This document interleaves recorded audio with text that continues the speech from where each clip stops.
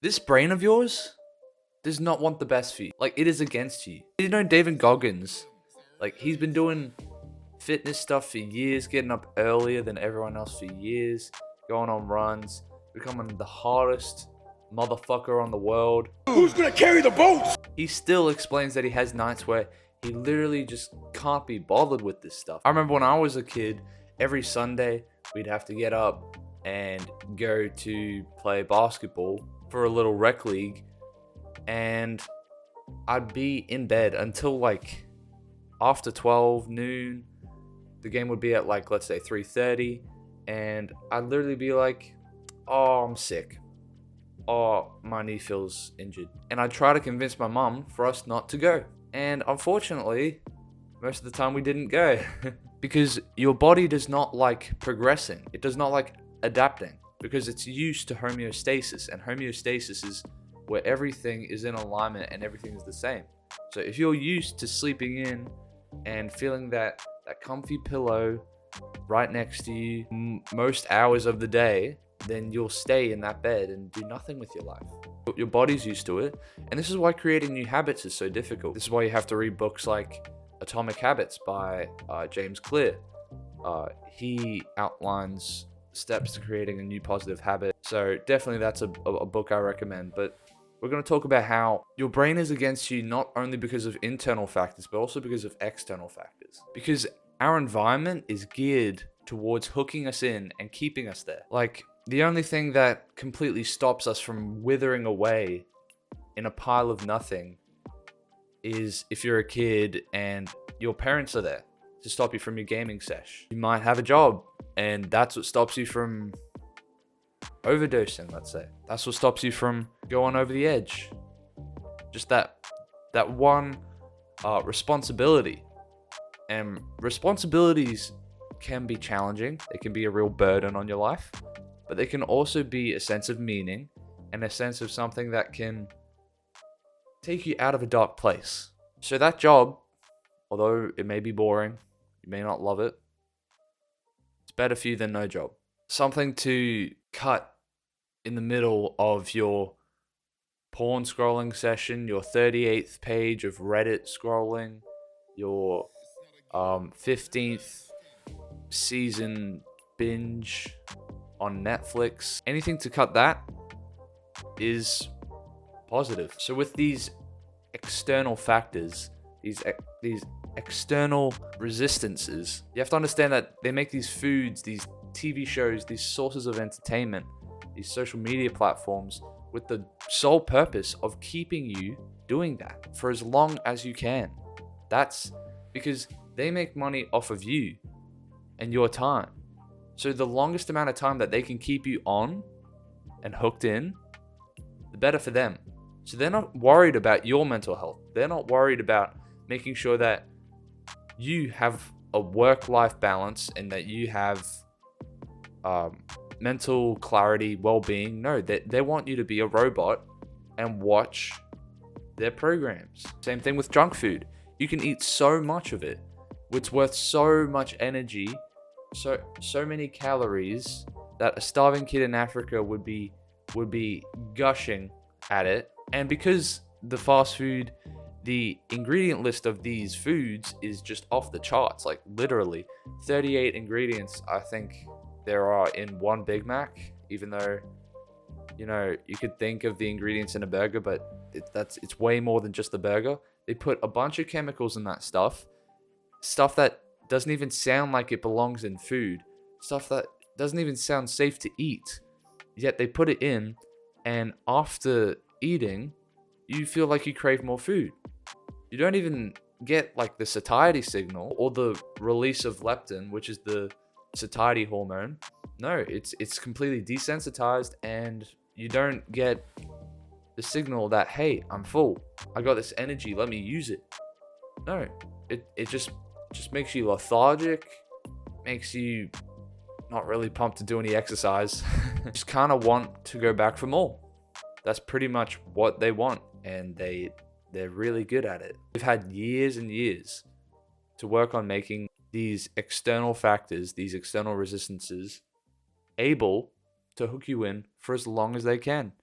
And unfortunately, as we move into the future, it'll only get worse. With the forthcoming of AI and different opportunities for sex work, let's say, because they say that that'll replace real human beings in the roles of like sexual partners and all that. They'll know exactly what you want. They'll keep you hooked, and they'll take your money, and they'll take your time and control your life. So this all sounds like the end of the world. This all sounds really bad.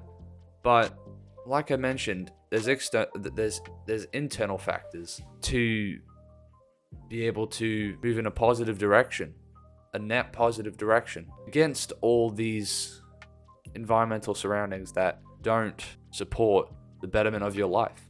Now, the first step is, if there are devices or things in your immediate surrounding that you can control that act as a restraining force for you bettering yourself, then I'd say try to limit your use of those, like with your phone. I personally use a black and white screen so that it doesn't make me interested in actually looking at the phone. And I'll just be like, oh, social media doesn't look as fun. I'm just going to turn it off. And I found it really helpful. My screen time has went down by like 4 to 5 hours from that one change alone. You can make screen time settings for your laptops, your phone, your gaming console. If you have that, you can have it so that after 2-3 hours of playing, the console would just switch off.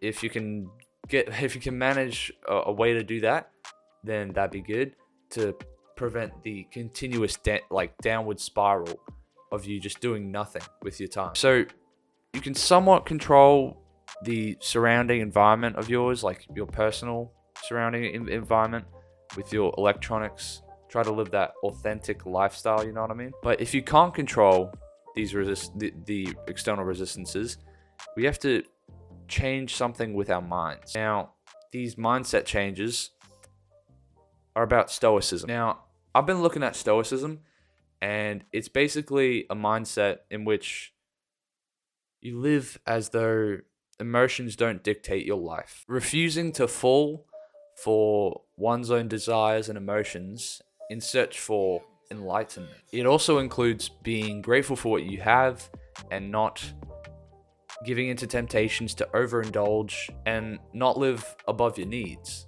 I suggest you watch YouTube videos on it and actually learn about the concept. It's been around for ages. It's been around since ancient Greek times. That's when they came up with the philosophy of it. And it was a signifying trait of masculine men back in the day. And that's very important for nowadays. We're lacking that nowadays. A source of real masculine essence in our men. Because that's what drives society forward. And that could be the reason for its downfall too.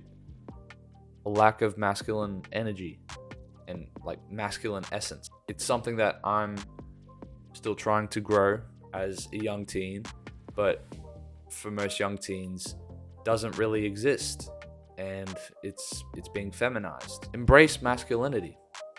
Anyways, side tangent. Why are most people not stoic? Why is it not just easy to drill into our minds? We still hold today our primal wants and needs, desires that we used to thrive on back in the caveman days. When we saw the shiny object, we grabbed it because we had nothing. It was something of value. It could make us more safe and provide for our cave family. It might be a weapon to fight off that lion that comes once every 2 weeks. And the way that this works is that our brain seeks the release of these feel-good hormones like serotonin, oxytocin, dopamine. That's a very popular one that you've been hearing about. And these were what drove us forward as humanity, to grow and to populate, to invent, to do all these great things. But nowadays, we have such easy access to indulgences and man-made machines such as video games, phones, electronics, and all that that specifically are designed to trigger these hormones exactly how they want to trigger them, as well as what we eat, chemicals to blunt our satiety signaling and just continue our cravings even until we feel like throwing up. The one difference is now we don't live in a lack of things. We live in an excess of things. Binging on all these indulgences, all these apps, programs that are programming us, is really a new problem. Like, it sounds like a pretty rich problem, you know? Because we are so well off that for almost all of human history, not giving in to temptation is rare. Like, that being a benchmark for success, to not give in to temptation. Because back then, they had to give in to temptation to actually go and attack the deer that popped up out of nowhere, a sign of food.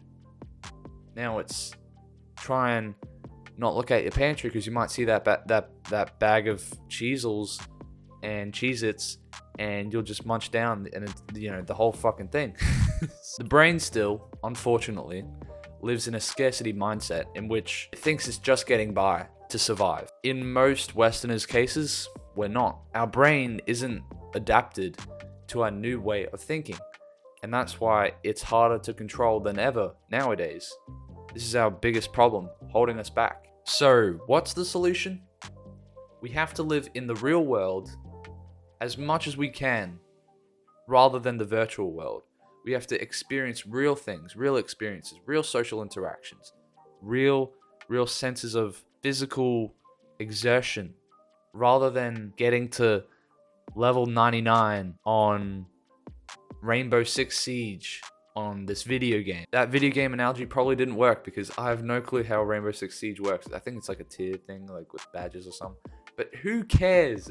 Who cares? You don't get a real world medal for moving up a tier in Rainbow Six Siege. If you're getting that dopamine hit, like a lot of that hit, but you realize that what you're doing is like kind of nothing, like you didn't really earn it and you didn't do anything to get it, then that is what's stopping you from having your brain on your side. Try and actually do things that move the needle forward, that move you forward, that move your headspace into a new one, to change your identity, to change your habits, and by nature, you'll be doing things that actually earn you dopamine rather than immediately go onto the phone. Learn how stoic people act. Learn their lifestyle. Learn how successful people back in the day conducted themselves just in their day-to-day lives. Try and copy that. Try to emulate that. Just one habit at a time. Because then if you try to change your whole day, that's just an overload. That's not gonna really lead to a positive outcome. You'll just revert straight back to your old ways when your brain is against you. But just learn like a new daily habit, like limiting your screen time to 3 hours a day rather than 4 hours a day, or rather than 6 hours a day. Limit it to 3 hours a day. That means less factors control you, and you also have more time than you realize. And then with that more time, you can do more things, take on more responsibility, because the more responsibility you have, the less time for nonsense you have. These new responsibilities are what make you grow, as well as just experiences. But rather than watching that TV show or that soap opera, actually be a part of it. Try to be a part of it, just a little bit, and then it'll suck. Things might go wrong. You might mess up because there's no chance of anything going wrong if you're just sitting down watching a TV show. You can't really do anything wrong there. You'd have to really fuck up there. It's fine.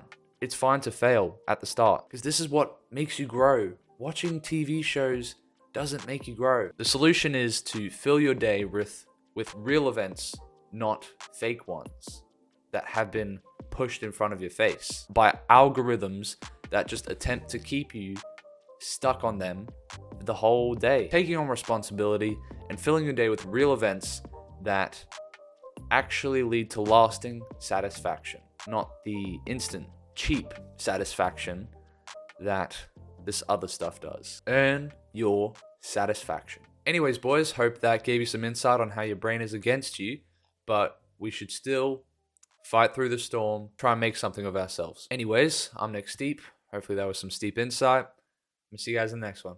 Please subscribe, like, do all that stuff if you want to. Peace.